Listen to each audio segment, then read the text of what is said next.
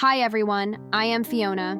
Today we will test a 50 kg/h Styrofoam recycling densifier machine that will be exported to the United States. The customer will install this recycling equipment in a furniture store. In the video, you can see that we use small-sized EPS waste, which can be directly fed. However, if the waste size is larger, it needs to be broken into small pieces before feeding and melting.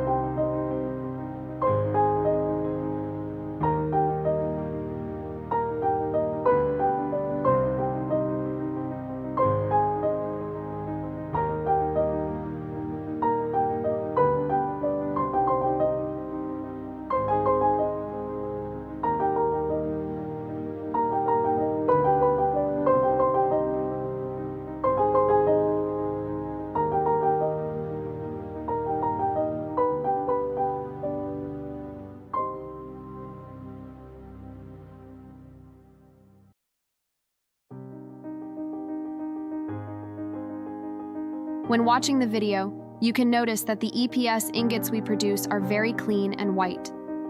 This cleanliness of the EPS ingots is related to two key factors: the cleanliness of the input EPS waste and the correct temperature setting.